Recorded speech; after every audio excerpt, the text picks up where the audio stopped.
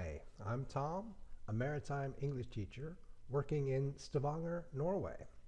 Today I'm going to talk about Norwegian shipping and a little bit about its maritime industry, both of which have a proud history and an exciting future. From the age of the Vikings to the current era of global deep sea shipping, Norway has been at the forefront of seafaring.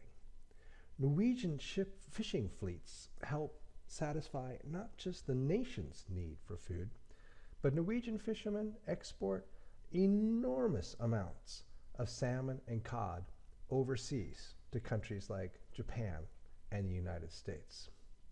Norwegian cargo vessels supply the world with dry breakbulk cargo. Here's a picture of a Norwegian multi-purpose dry cargo vessel. And Norwegians lead in transporting the top two liquid bulk cargoes in the world today: crude oil and liquid natural gas. On the left, you can see a Norwegian oil tanker, and on the right, the unmistakable shape of an LNG, liquid natural gas carrier, a common sight traveling up the coast of Norway to the snow-white natural gas field in the Norwegian Sea.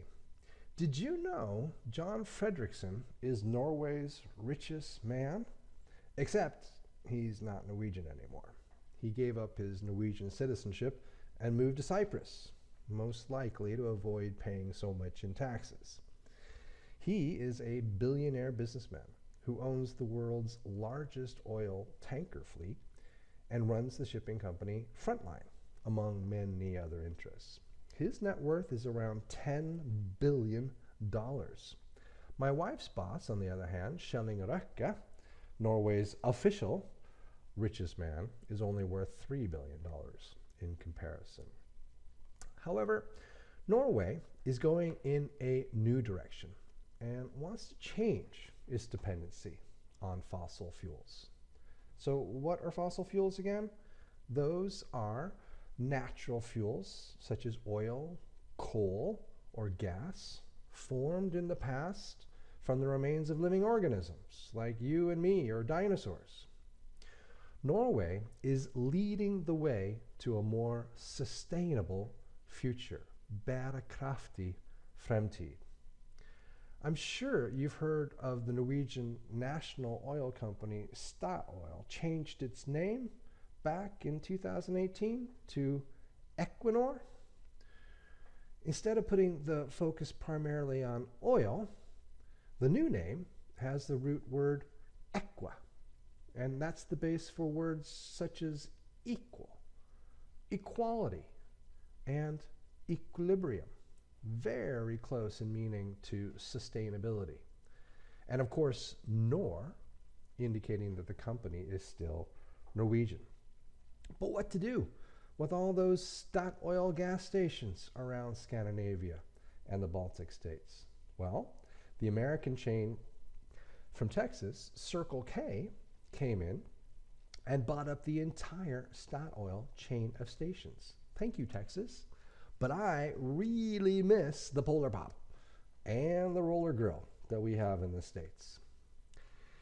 If you remove North Sea oil from the equation, fishing and shipping have always been Norway's two biggest industry. And with the decline of oil production, it's clear that these two will continue to be the top industries.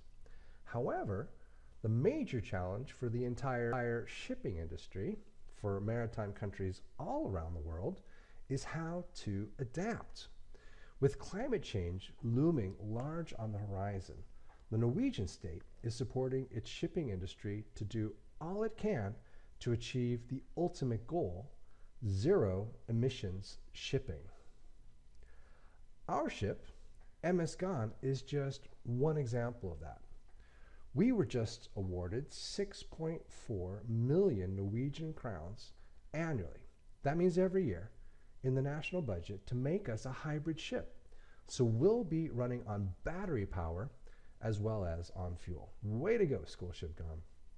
So Norway, both the public and private sectors, are investing big bucks in new technologies such as automation that have the potential to be exported all around the world and keep the country at the forefront of the maritime industry for decades to come.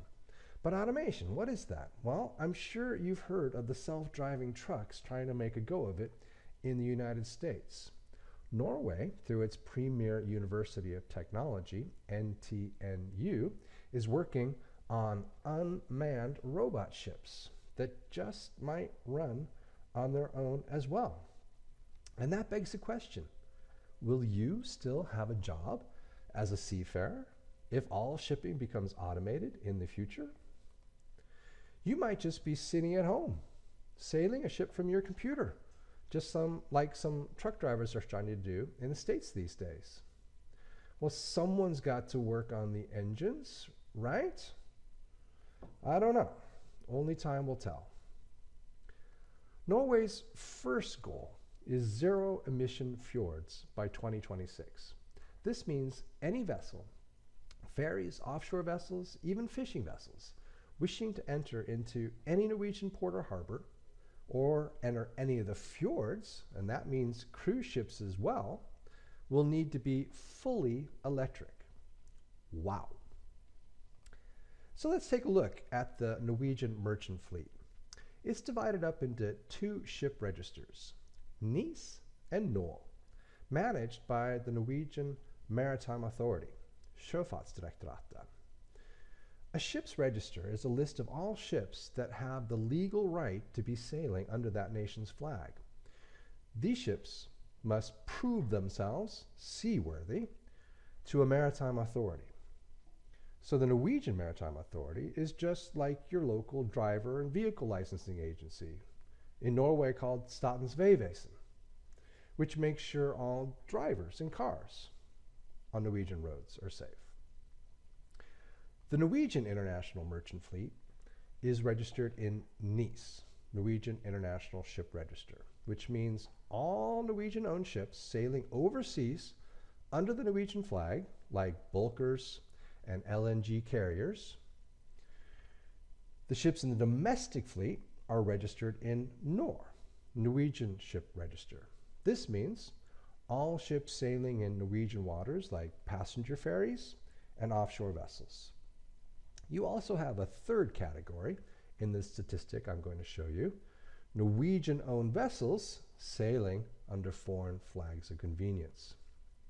Many Norwegian-owned ship-owning companies choose to register their ships under flags of convenience, nations like Panama, Liberia, and the Bahamas, in order to avoid Norwegian safety regulations, as well as having to pay higher taxes and wages.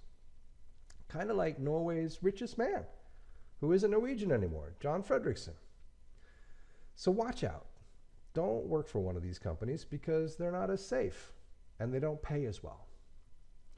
So looking at all Norwegian vessels, international and domestic, as well as those sailing under a flag of convenience, it is definitely the offshore service vessels that top the board, the gray color here.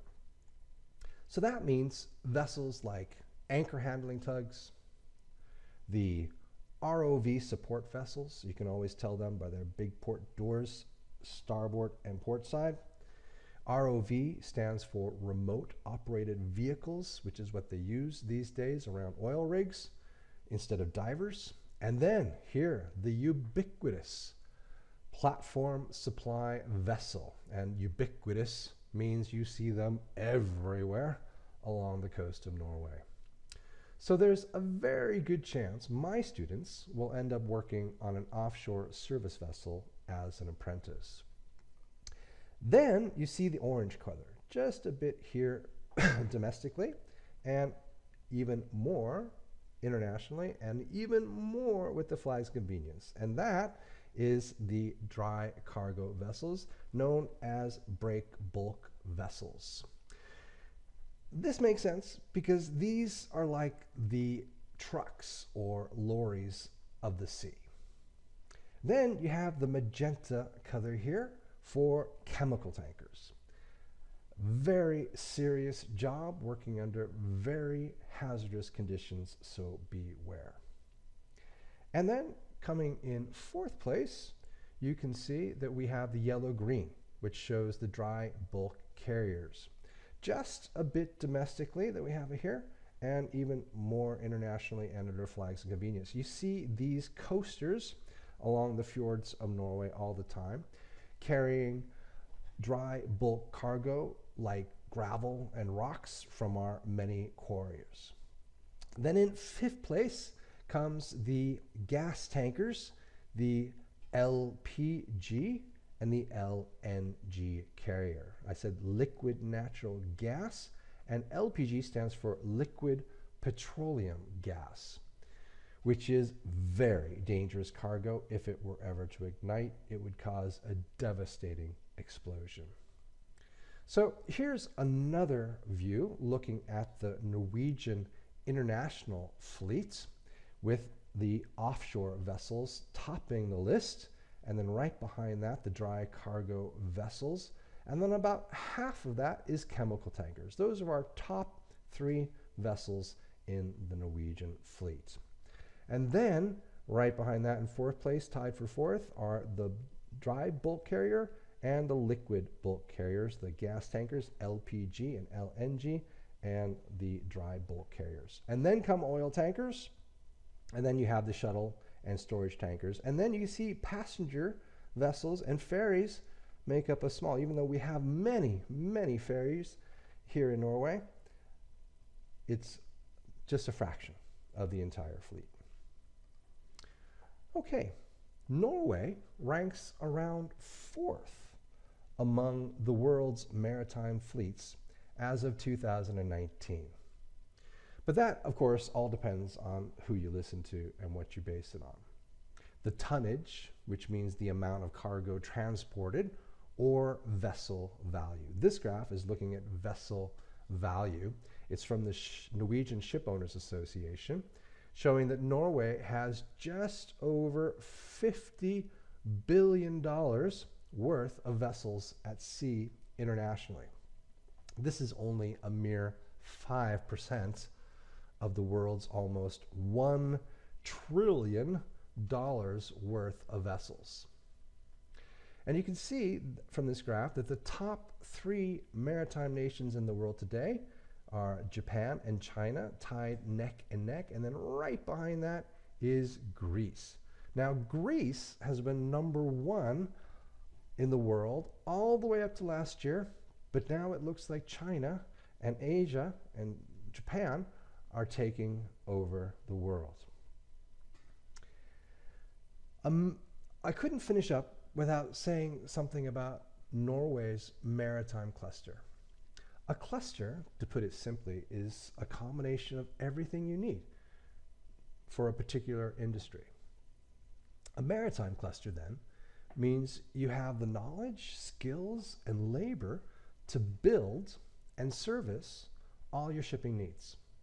Norway is one of the few countries in the world with a complete maritime cluster. And while shipbuilding is in decline in Europe in the face of competition from Asia, the Norwegian maritime cluster is thriving. Norway may come in 4th among shipping nation fleets, but it's number 1 in the world, providing land-based shipping services to vessels at sea. For example, just to name 2 companies like Spera, making heat exchangers, and Brunvoll, making thrusters, are industry-leading brands serving the entire world maritime industry, not just Norwegian vessels. Well, there you have it, a brief overview of Norwegian shipping and its maritime industry. Thanks for watching. Bye-bye for now.